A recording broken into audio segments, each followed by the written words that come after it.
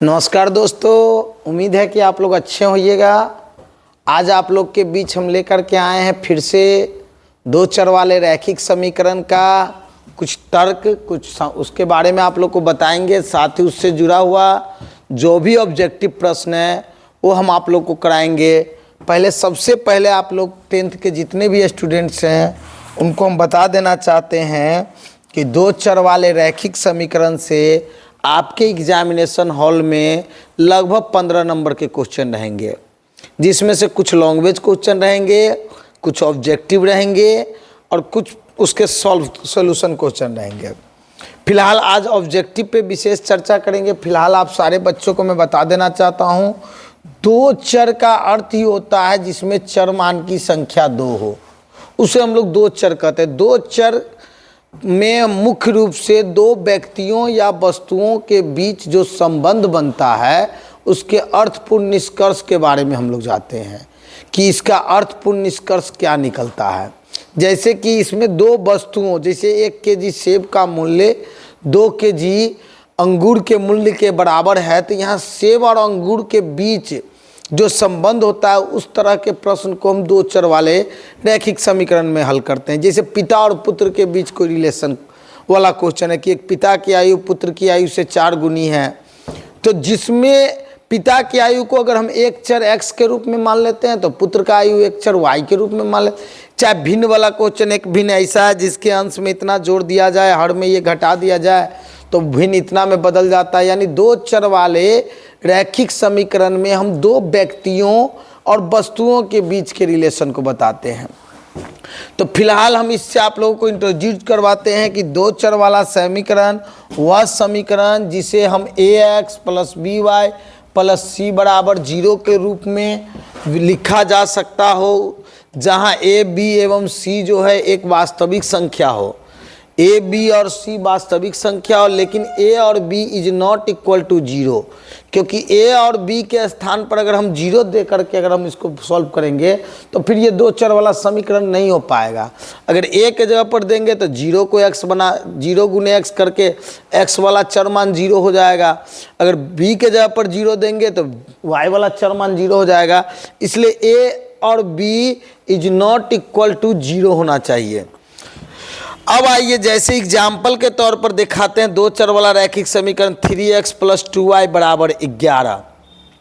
तो यहाँ पर 3x और 2y ये एक चर x के रूप में है और एक चर y के रूप में है, और ये दोनों मिल करके 11 का निर्माण करते हैं। चाहे 7x प्लस 4y बराबर 14।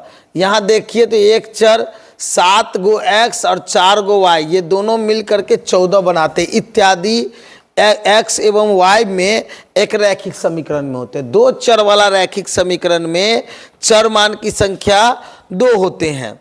अब आइए तो अब सारे बच्चों को मैं बता देना चाहता हूं कि दो चर वाला रैखिक समीकरण बनाने के जो होते हैं ना कुल 6 तरीका होते हैं, जिसमें सबसे पहला होता है प्रतिस्थापन विधि। प्रतिस्थापन विधि में हम क्या करते हैं, दो चर वाले रैखिक समीकरण में एक समीकरण का x या y का मान निकाल करके हम उसको अगले समीकरण में रखते हैं, तो उस विधि को प्रतिस्थापन विधि कहते हैं। एक होता है लुप्तीकरण या विलोपन विधि। लुप्तीकरण का मतलब होता है गायब कर देना, विलुप्त कर देना, हटा देना। तो लुप्तीकरण या विलोपन विधि आपको पढ़ना है। उसके बाद होता है आपको ब्रज गुणन विधि। उसके बाद आइए तो ग्राफीय विधि। उसके बाद आइए तो तुलनात्मक विधि, और उसके बाद आइए तो लास्ट में है अनुपात निर्णय विधि। ये आपका आखिरी है। लेकिन सबसे पहले हम आप सारे बच्चों को बताना चाहते हैं कि अनुपात निर्णय विधि और तुलनात्मक विधि का प्रयोग 10th में नहीं करना है। आपको 10th में मुख्य रूप से आप सभी बच्चों को मैं बता देना चाहता हूं कि 10th में जो है ना मुख्य रूप से आपको पढ़ना है प्रतिस्थापन विधि, विलोपन विधि जिसको लुप्तीकरण विधि कहते हैं।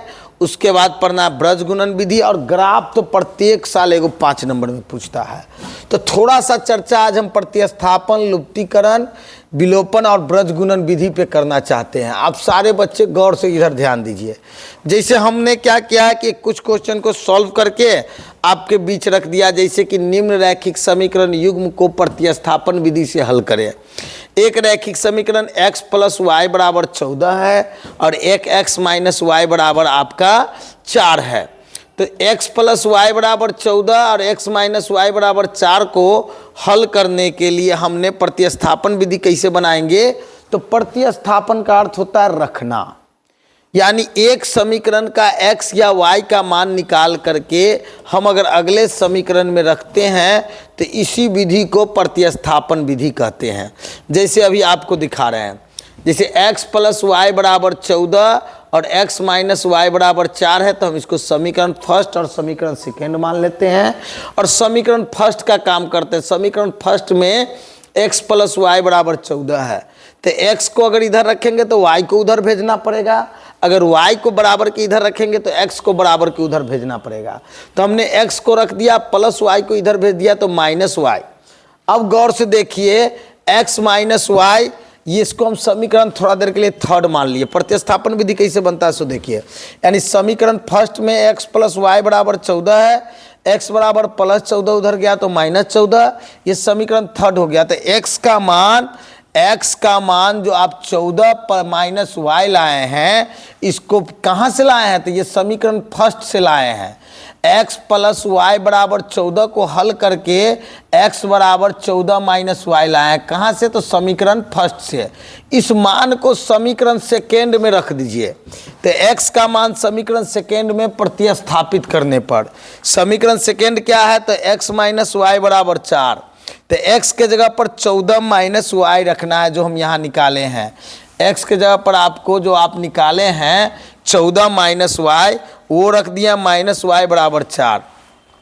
-1y -2y होता है, अब +14 उधर गया तो -14 होता है। 4 में से 14 गया तो -10, माइनस से माइनस काट दिए तो y बराबर हो गया 10। अब दिखाते हैं, आगे बढ़ते थोड़ा सा। y बराबर हो गया आपका क्या? 10। अब गुना में 2 है तो भागा में 2 काट दिए 5 मरतबे, तो y का वैल्यू आप आसानी से निकाल दिए। कितना है? तो 5। y का मान जो समीकरण थर्ड निकाले थे, x बराबर 14 - y, यानी समीकरण थर्ड में जो आप किए थे ऊपर x बराबर 14 - y, तो 14 - y के जगह पर 5 रख दिए, 14 में से 5 गया तो 9, तो अतः x का मान 9, y का मान आ गया 5। इस विधि को हम लोग प्रतिस्थापन विधि कहते हैं। अब आइए थोड़ा चलते हैं लुप्तीकरण या विलोपन विधि पर।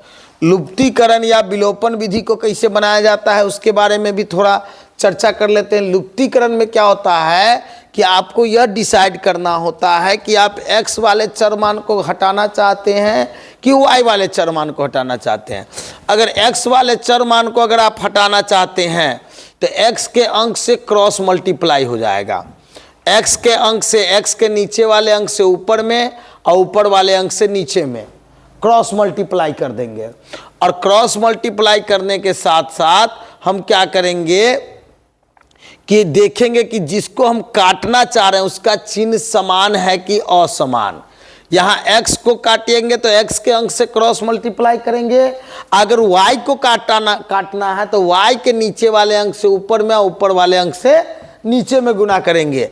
अब देखिए, नीचे वाले 2 से ऊपर में और ऊपर वाले 1 से नीचे में गुना किए हैं, यानी क्रॉस मल्टीप्लाई काहे किए हैं? क्योंकि x को काटना है इसलिए किए हैं। इस x के सामने भी कोई चिन्ह नहीं है तो प्लस छुपा हुआ है, इस x के सामने भी कोई चिन्ह नहीं है तो प्लस छुपा है। तो जब चिन्ह समान रहता है ना तो घटाने पर होता है, एक प्लस और एक माइनस रहेगा तो जोड़ने पर होगा, तब नीचे का चिन्ह नहीं बदलेगा। अब आइए, तो x + y बराबर 5 है, तो x + y बराबर 5 है, तो 2x - 3y बराबर 4 है। तो इस 2 से इसमें गुना किए, इस 1 से इसमें गुना किए, और समीकरण फर्स्ट गुने 2 एवं समीकरण सेकेंड गुने 1 को घटाने पर, अब 2 गुने x 2x और 2 गुने y 2y या 5 दूना 10। यहाँ पर गुने 2 छूट गया था, उसको दे दिए हैं। और घटाने पर में नीचे का चिन्ह बदलता है। जैसे +2 है तो यहाँ माइनस हो जाएगा, ये माइनस है तो प्लस हो जाएगा और ये माइनस हो जाएगा, ये कट गया। अब +2y या +3y +5y या 10 में से 4 गया 6, तो y बराबर हो जाएगा क्या, y बराबर हो जाएगा 6 गुना में 5 है तो भागा में 5। अब गौर से देखिए, अब आगे की ओर हम बढ़ते हैं। y का मान जब हम निकाल लेते हैं तो x का मान भी निकालना है हमको। तो y का मान जो ये 6/5 लाए हैं वो समीकरण फर्स्ट में रखने पर, समीकरण फर्स्ट क्या है, x + y = 5, तो x + y का मान 6/5, 6/5 = 5, प्लस 6/5 इधर आया तो -6/5, 5 और यहाँ कुछ नहीं देंगे तो हम 1 दे देते हैं और बट्टा पर का घटाव कर दिए। 5 1 का लसल है तो 5, 50 25 - 6 तो 19/5, यानी x का मान हो गया 19/5 और y का मान हो गया 6/5। इसी विधि को हम लोग क्या कहते हैं, प्रतिस्थाप विलोपन या लुप्तीकरण विधि। आगे आइए, ब्रज गुणन विधि किसे कहते हैं वो देखिए। ब्रज गुणन विधि बताने के लिए थोड़ा उल्टा सीधा हो गया पेज, हम यहाँ चलते हैं। ब्रज गुणन विधि में अगर ब्रज गुणन विधि से हम किसी समीकरण को बनाते हैं तो सबसे पहले x के साथ जो अंक रहता है उसको a1 मान लेते हैं, x वाले अंक को a1, y वाले अंक समीकरण फर्स्ट में y वाले को b1 और अचर मान को c1। ये समीकरण फर्स्ट, ये समीकरण सेकेंड। तो a1 b1 c1 a2 b2 c2। तो a1 के जगह पर 2, b1 के जगह पर कोई अंक नहीं है तो 1 छुपा हुआ है तो 1 और c1 के जगह पर 5। उसी प्रकार a2 के जगह पर 3, b2 के जगह पर 2 और c2 के जगह पर 8। तो a1/a2 तो 2/3 ठीक है, b1/b2 तो 1/2 ठीक है, c1/c2 तो 5/8 ठीक है। तो कभी भी याद रखिएगा ब्रज गुणन विधि तब बनेगा जब ये तीनों a1/a2 बराबर a1/a2 is not equal to b1/b2, ये होना चाहिए, तभी आप कोई भी विधि से किसी भी समीकरण का हल कर सकते हैं। जैसे a1/a2 2/3 है, अब b1/b2 भी 2/3 होता तो कोई विधि से ही नहीं बन सकता था ये समीकरण।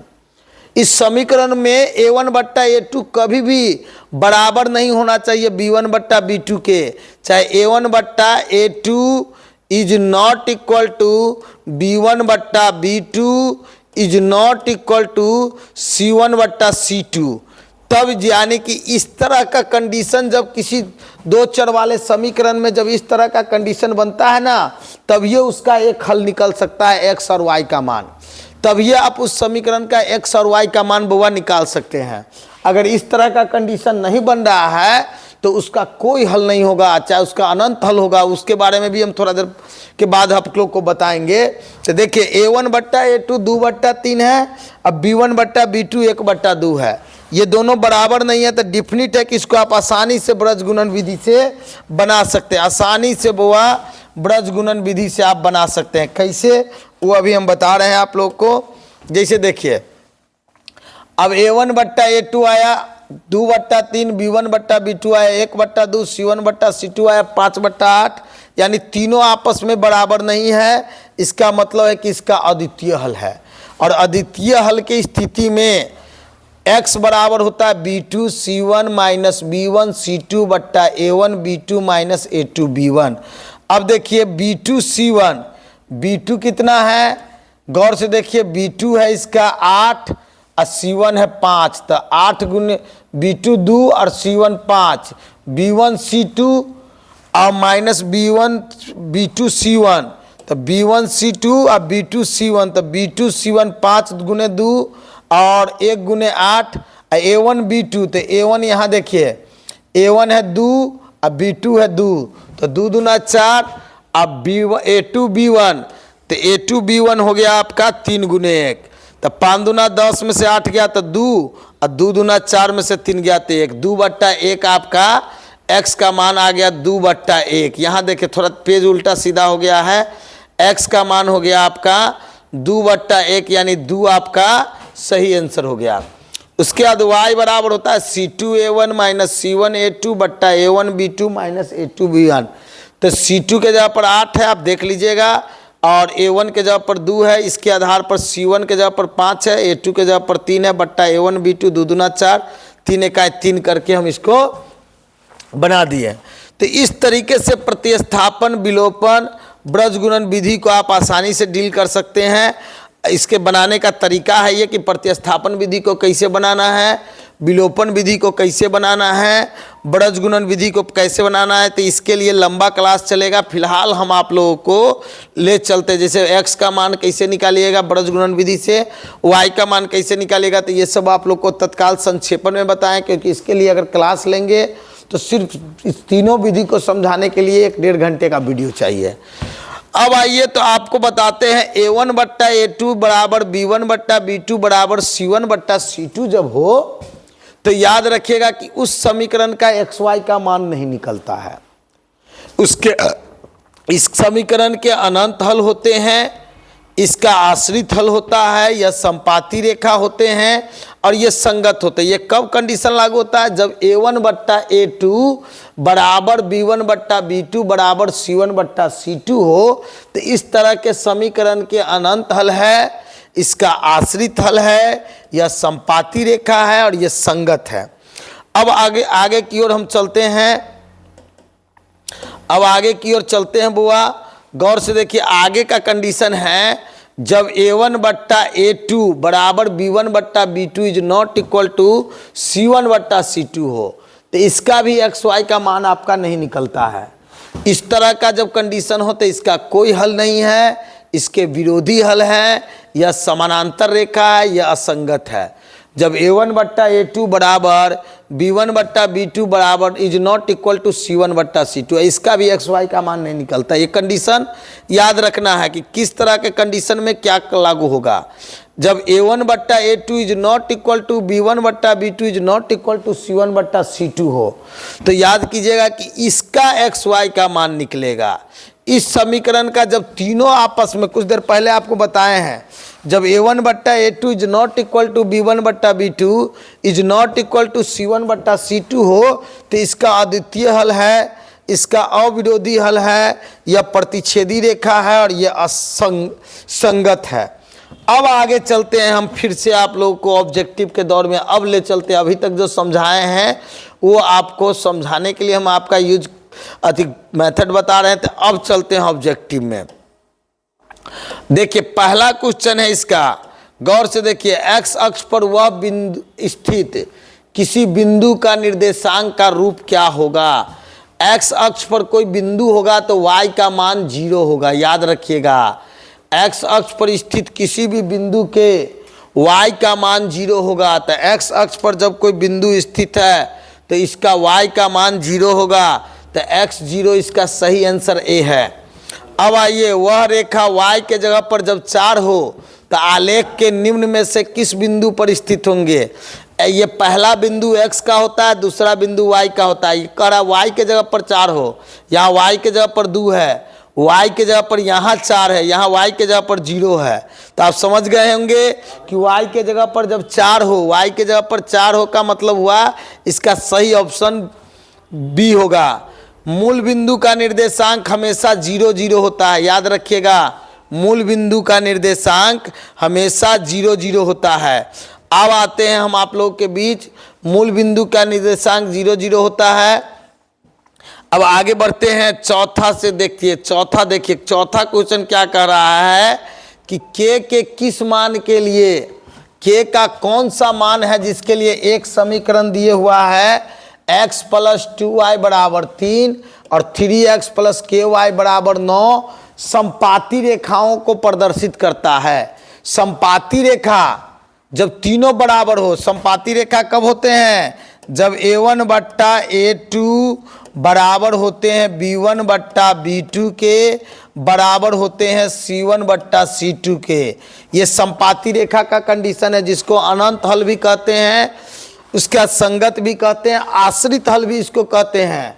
तो इसी पे के पर सेट करके आपको k का मान बताना है। तो A1 के जगह पर x क्या है, कुछ नहीं, तो 1 है।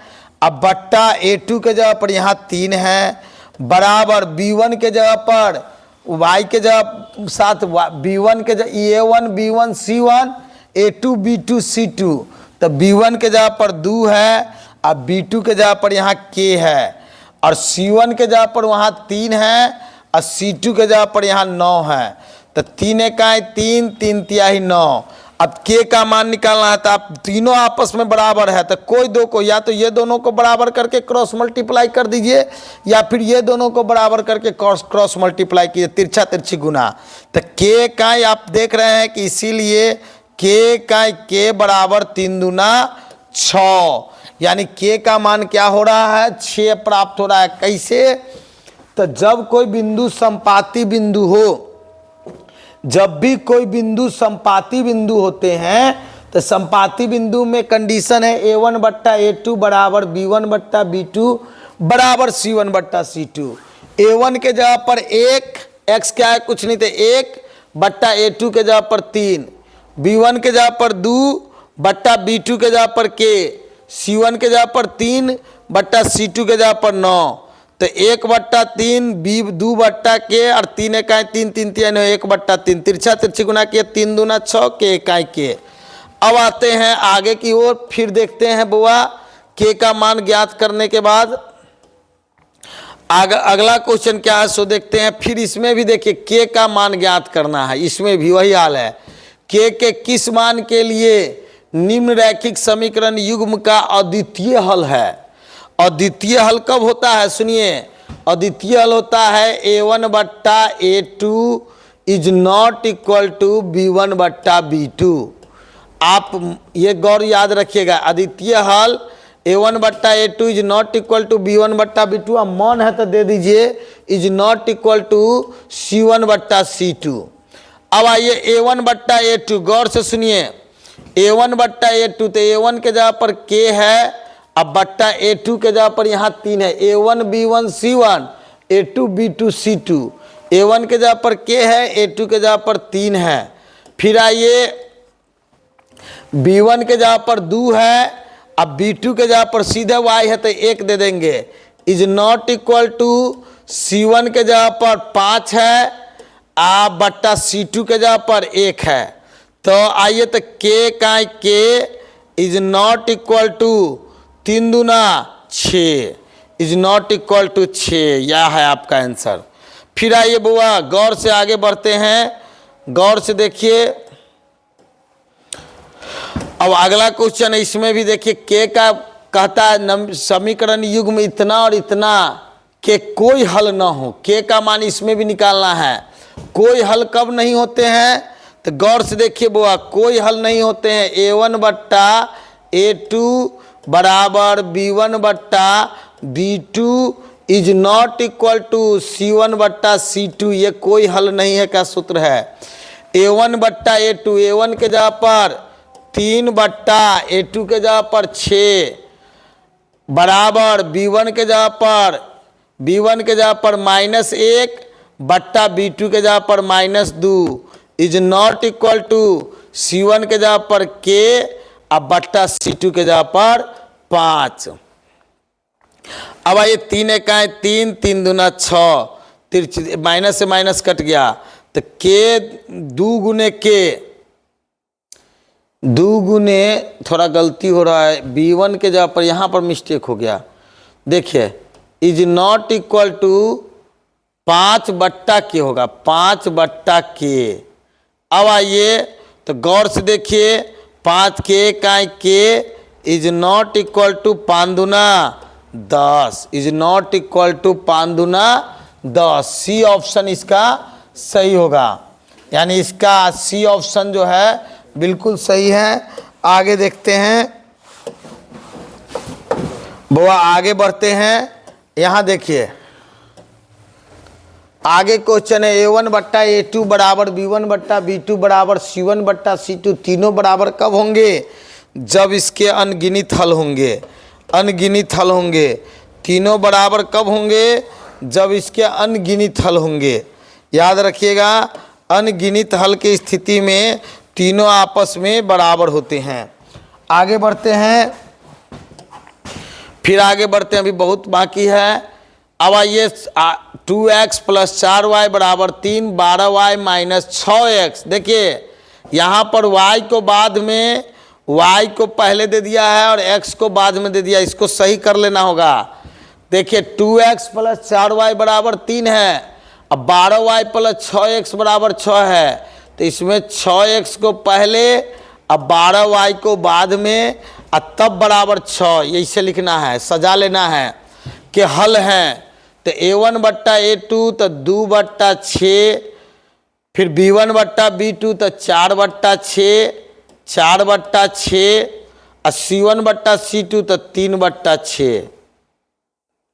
a1 हो गया 2 और a2 हो गया 6 तो 2 बट्टा 6, b1 हो गया 4 और b2 हो गया 12, ये 12 होगा, यानी कि b1 के जगह पर 4 बट्टा 12 और c1 बट्टा c2 तो 3 बट्टा 6।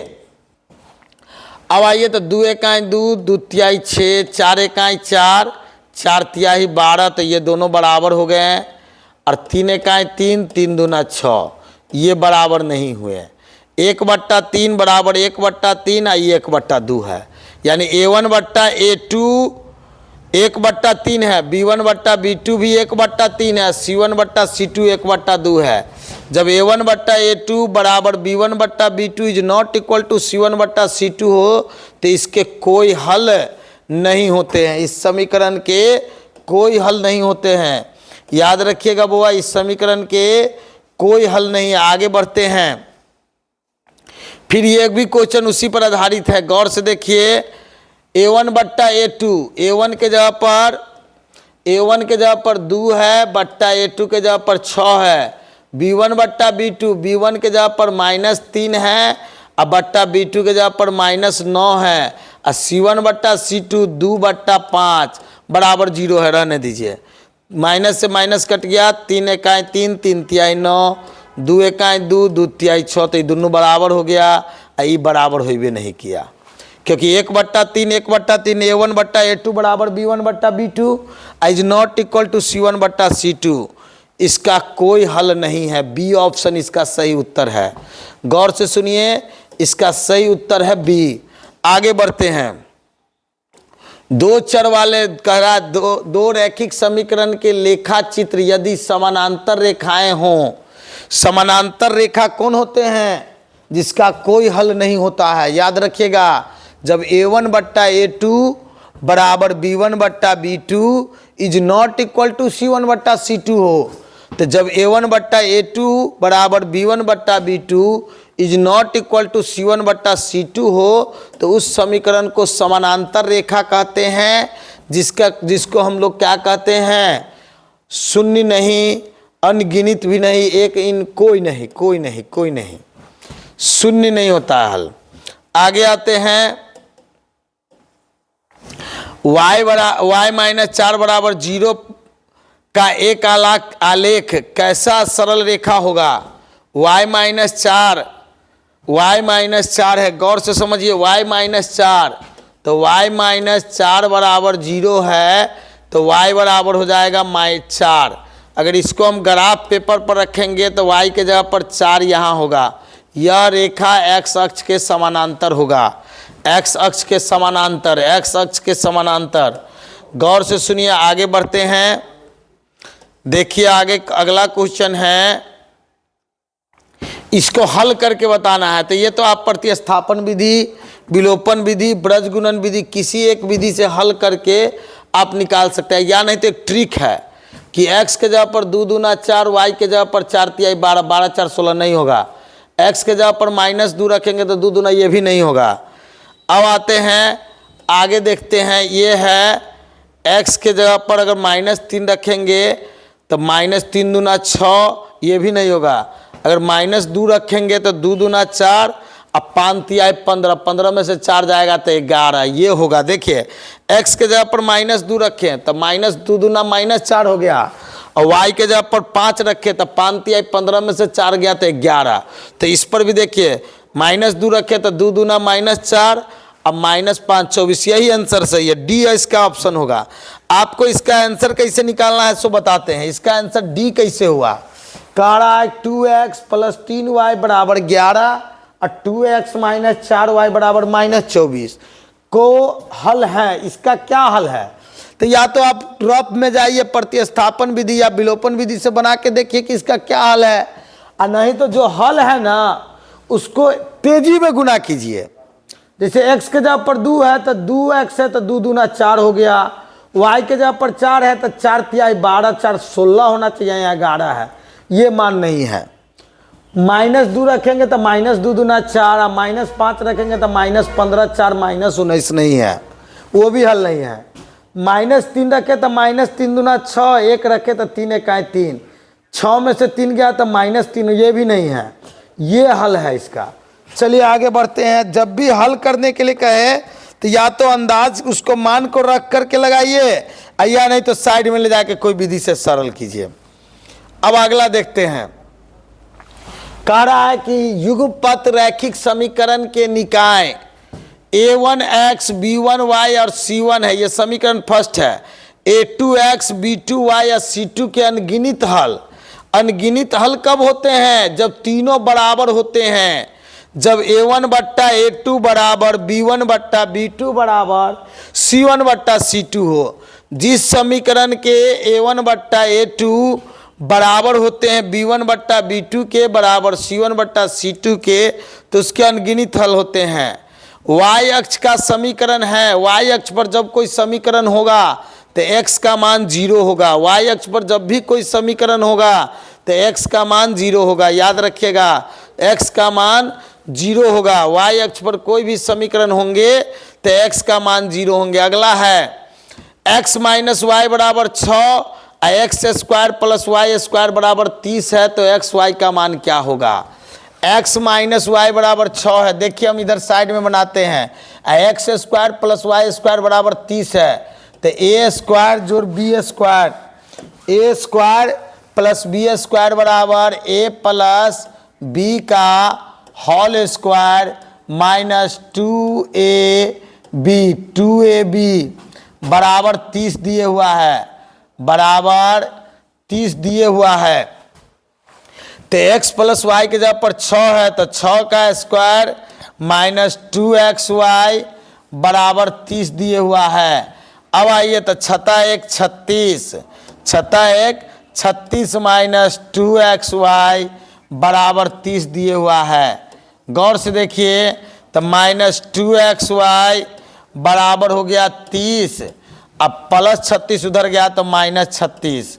अब देखिए गौर से देखिए, तो माइनस 2xy, 30 में से 36 गया तो माइनस 6, तो इसीलिए xy बराबर हो जाएगा -6, गुना में -2 है तो भागा में -2, माइनस से माइनस काट दिए, 3 दूना 6, यानी 3 इसका आंसर है, सी ऑप्शन सही है। फिर से सुनिए 3 कैसे आया सो सुनिए, ए स्क्वायर प्लस बी स्क्वायर बराबर 30 है, तो A square plus B square बराबर ए प्लस बी का होल स्क्वायर माइनस 2ab पर सेट किए बराबर 30, तो ए प्लस बी का मान यानी x, ओहो यहाँ पर x माइनस वाई है, तो x माइनस वाई है, तो 1 मिनट रुकिए बुआ रुकिए, तुरंत अभी हम इसका सॉल्व कर देते हैं, तुरंत सॉल्व करते हैं। यानी कि X square plus Y square X minus Y का मान दिए हुआ है, तो फिर उल्टा हो जाएगा, सूत्र थोड़ा चेंज होता है, क्योंकि ए स्क्वायर प्लस बी स्क्वायर बराबर ए प्लस बी का होल स्क्वायर माइनस 2ab भी होता है, और ए माइनस बी का होल स्क्वायर, ए माइनस बी का होल स्क्वायर प्लस 2ab भी होता है। 2ab बराबर 2a के जगह पर x और b के जगह पर y बराबर 30 है। तो अब आइए x माइनस वाई का मान 6 है, तो 6 36 देते हैं, क्योंकि 6 का स्क्वायर 36, अब प्लस 2xy बराबर 30, प्लस 36 उधर जाएगा तो माइनस 36, तो 2xy, अब 30 में से 36 जाएगा तो -6, तो xy बराबर -6/2 काट देंगे तो -3, यानी कि इसका ऑप्शन डी ऑप्शन सही होगा। इस प्रश्न में डी ऑप्शन सही होंगे। देखिए -2 और -5 के भुज हैं, भुज कहते हैं, x के मान को भुज कहते हैं, y के मान को कोटि कहते हैं, तो -2 -5 के भुज होंगे। देखिए तो कह रहा बिंदु -2 और माइनस 2 और -5 का भुज, तो भुज कहते हैं x के मान को, तो भुज हो जाएगा -2। गौर से सुनिए, भुज कहते हैं x के मान को, तो भुज हो जाएगा -2। आगे देखिए, आपके सामने अगला क्वेश्चन है 2x + 3y = 5 और 4x + 6y = 15 के कितने हल होंगे?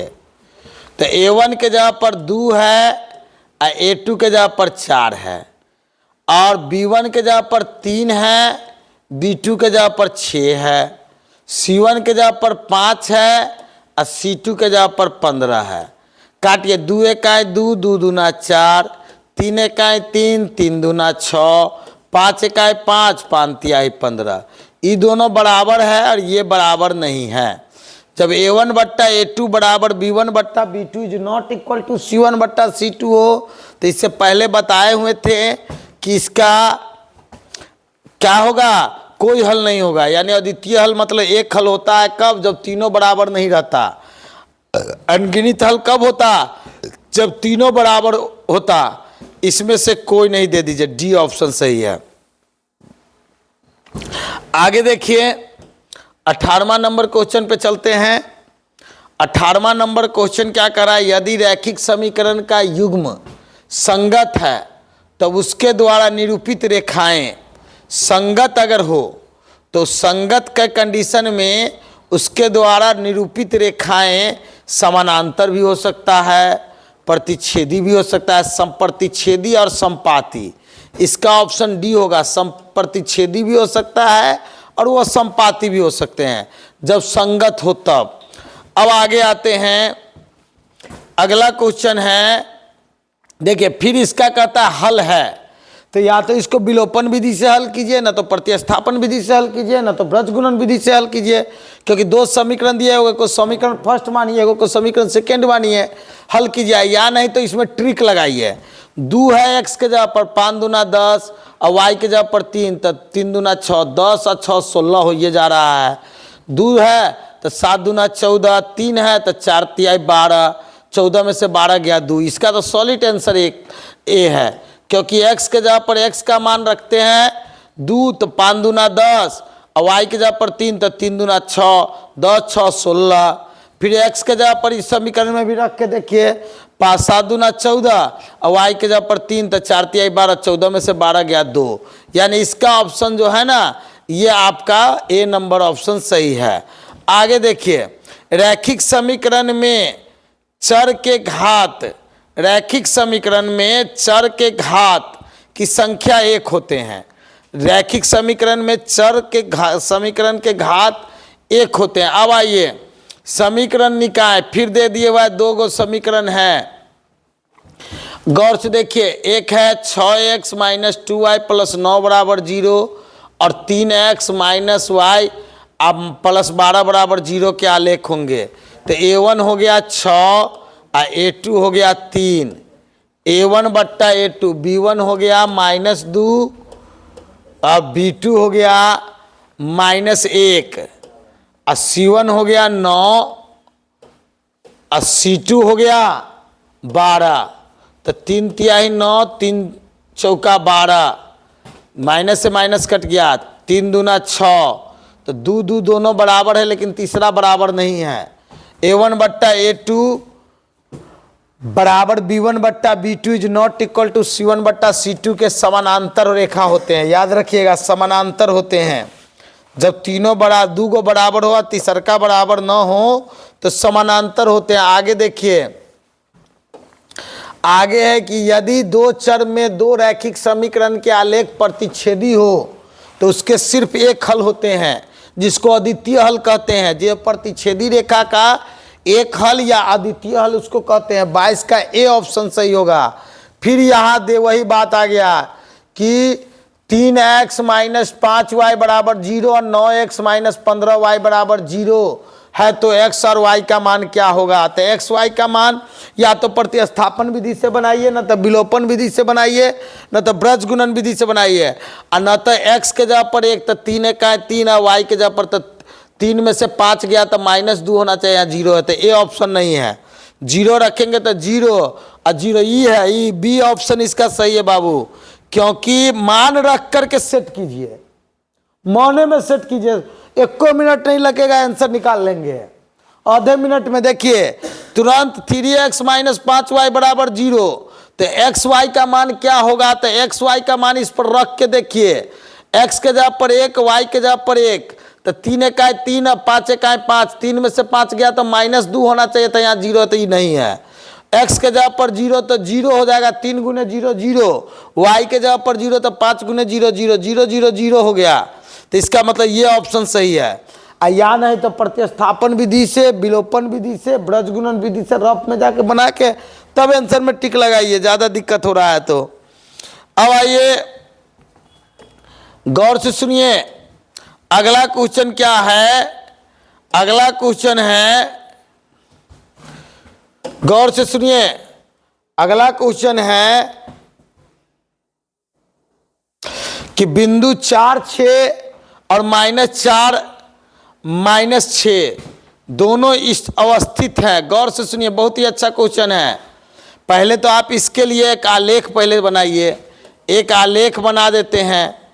अब 4 6 प्रथम चतुर्थांश में होंगे, 4 6, और -4 -6 तृतीय चतुर्थांश में होंगे, -4 -6, यानी कि ये परिरेखा हो गया x अक्ष, और ये खड़ी रेखा हो गया y अक्ष।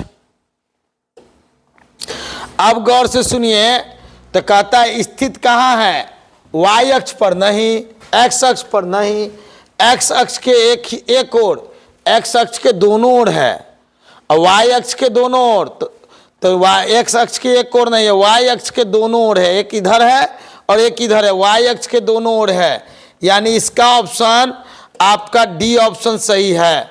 y अक्ष के दोनों ओर ये स्थित है, क्योंकि एक जो है प्रथम चतुर्थांश y अक्ष है, तो इधर एक प्रथम चतुर्थांश में है, और y अक्ष के एक तृतीय चतुर्थांश में, तो ये y अक्ष के दोनों ओर स्थित है। गौर से सुनिए, अगला क्वेश्चन है समीकरण युग्म। फिर से वही बात है, समीकरण युग्म के कौन हल है, a1 के जगह पर 1 है, a2 के जगह पर -3 है, b1 के जगह पर 2 है, अब b2 के जगह पर -6 है, c1 के जगह पर 5 है, और c2 के जगह पर 1 है। तो 2 इकाई 2, 2 तिहाई 6, ये दोनों बराबर है, लेकिन ये बराबर नहीं है, तो इसका कोई हल नहीं है। डी ऑप्शन सही है, इसका कोई हल नहीं है।